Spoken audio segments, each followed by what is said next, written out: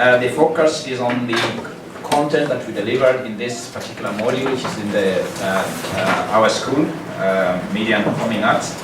The extent to which some of our presentation invoked engagement by the students, the nature of those reactions, and the manner in which the students raised the issues, as well as some aspects of staff interventions. So this is with myself and Priya, who's outside. She'll be joining us shortly. And I mean, this is research that is highly, I would say, sensitive, given that it's a developing subject and it is live. We are working on it even before we came here, and even yesterday, and we were still trying to get permissions from some of those involved.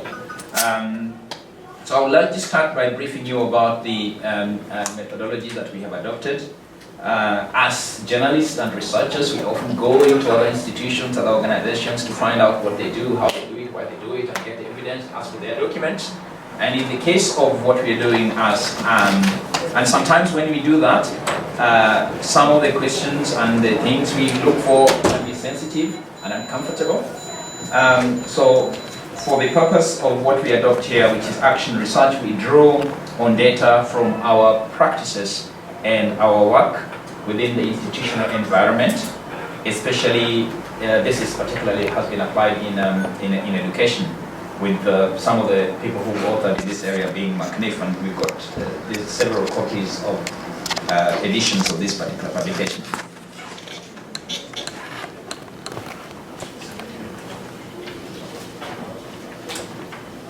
Just bear with me. Okay. Just a bit of confusion about timing.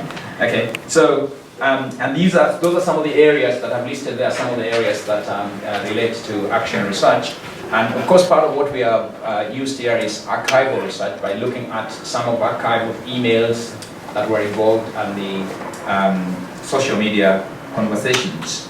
I just start by just drawing the attention to there's a policy on social media use in the university, and the fact that the university expects that sometimes, because of use of social media, its name will be mentioned in some of these circumstances, and it also draws to the attention of students the fact that even though the material sometimes can be closed, a good rule is not to say anything that you wouldn't say in public.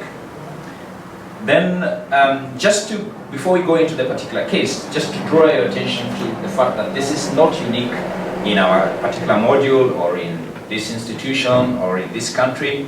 In the USA in particular, there's been a long battle by particularly BME students to try and improve their achievement, try and improve their university experiences. And one of the ways of addressing this has been to diversify faculty, and of course there have been issues around that as well. Some process of doing this have been seen as tokenist or slow, and even cases where the faculty have been diversified to enable students to see people who are like them and who could talk, share experiences similar to theirs. Sometimes it's been defeatist because you end up conforming to the institutions and the expectations. So that's just trying to set the context. And I will probably get my colleague Priya to talk to the next set of slides. Thank you.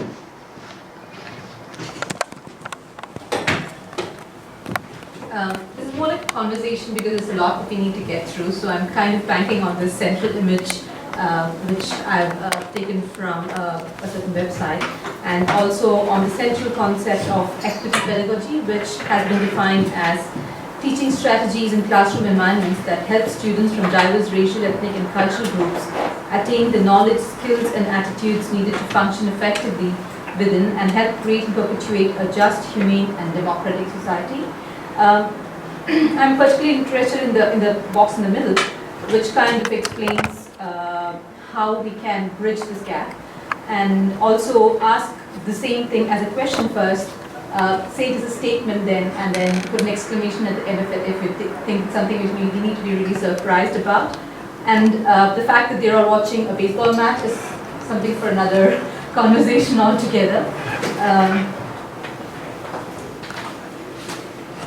I came into the UK about a year and a half back, and I think like many of the other members of staff who have been brought in from other countries, we are here because of the diversity that we bring in, because of different cultural experiences we're able to provide for our student population here.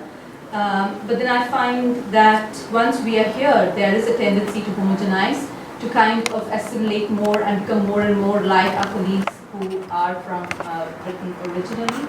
And that kind of defeats the purpose, because the more we assimilate, the more we let go of what we came in here for in the first place.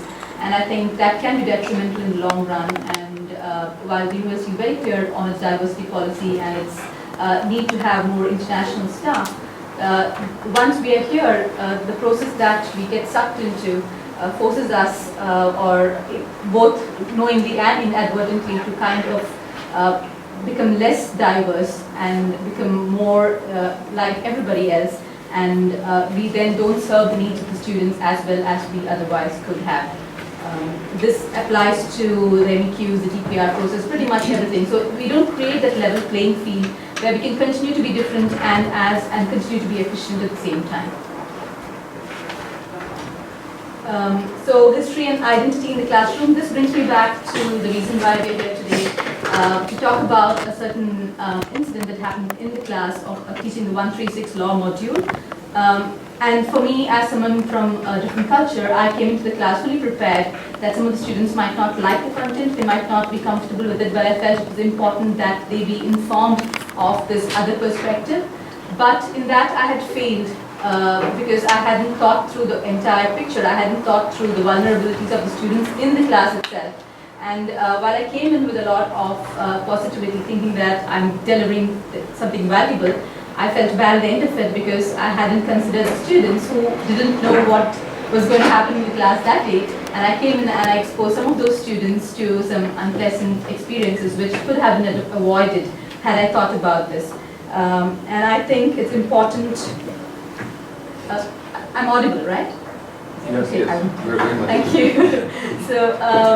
So I believe that in the social media age, in the classroom, students use social media even while the class is in session, and we hadn't really factored that in. And even while the class was on and I was talking to them about the Indian sedition law, which was incidentally a remnant of British rule in India, and how it continues to impact on Indian society. And I wanted the students to get a chance to reflect on the need to value freedom of expression and use it more responsibly. So, can you just speak to that bit about the slide after that? Yeah, I just wanted to say here that there's a context within which module runs. It's a media law in practice module. It is based on requirement of the Broadcast Journalism Training Council, which is an accrediting body, who want the module to focus on England and Wales. And in their accreditation visits, the VJCT TCT team asks questions about the content of the module and also who teaches on the module. And in their last visit, they also asked students what they normally learn on the module. Just to provide you with the context. Sure, no problem. So this is the student reaction to the international staff sharing our experiences. So just to give you some context, I had just spoken to them about the sedition law, which was brought in by the British, because people like Mahatma Gandhi were then asking for freedom, and they were quite vocal in the publications that they were running. And the law was seen as a means to suppress their voice. It was then used during the Indian emergency, and a prominent politician back then said that you were asked to bend and you chose to crawl, which essentially meant that the media was self-censoring, which wasn't a good thing for us, and it continues to be imposed even today. In 2009, the Gordon Brown government revoked the law here. We continue to have it in India, and I wanted the students to get a sense of how valuable it is to have this freedom of expression and how responsibly they need to use it. So these are some of the comments from, do you want to take this? I think you've already seen that. You don't need to talk to that. That's a module evaluation questionnaire where some students commented on the sharing of our experiences. So this is what I showed the students about what Mahatma Gandhi wrote in his publication. I just want to quickly read through it because I think we are running out of time.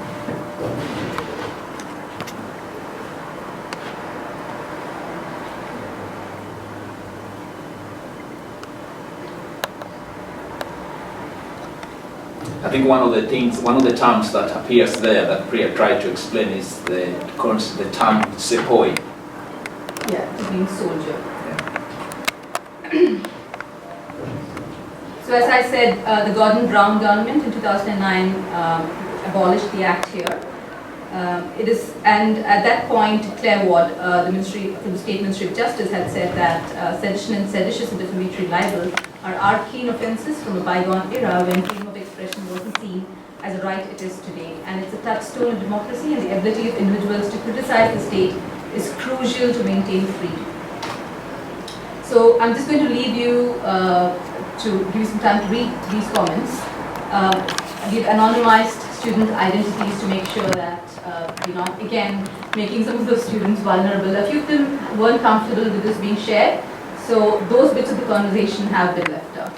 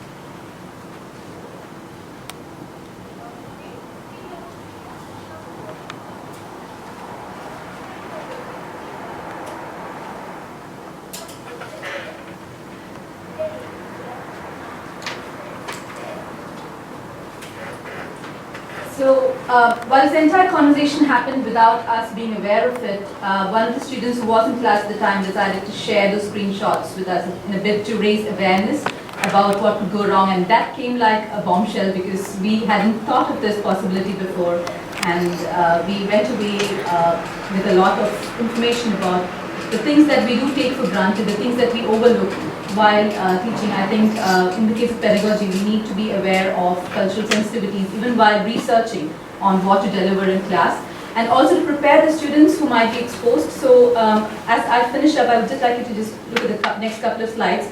I wanted to create the same picture on privilege as we see it. So in this case, you will find that many of us might end up thinking the guy in the purple t-shirt is the one that needs the most support, if we are looking at this image from the viewpoint of privilege.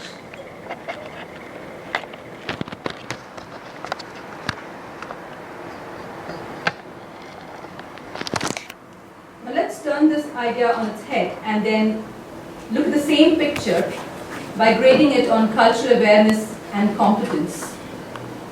When we did that, we'll find that the guy in the purple t-shirt is the person who has little awareness about other cultures, who doesn't think it's important to find out, and probably he or she needs almost as much intervention and support as the person who was the ethnic minority in the class, who had felt vulnerable because of his or her identity.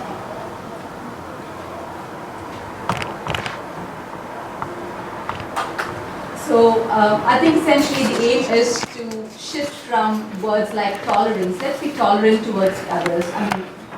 We're not a migraine that we need to be tolerated. We need to be embraced, we need to be celebrated, we need to be accepted, appreciated, no matter what our identity is. And I'm not just talking about ethnic identity, it could be any other kind of identity as well. So in an ideal classroom, I don't think it's suitable for students, ideal for students to be constantly reminded about who they are, what their ethnic origin might be, what their sexual orientation is, what their disability might be.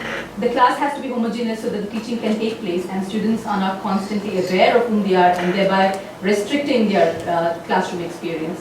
And I think that is the ideal that we should be working towards. So with that, I'll leave you to ask any questions. Any questions?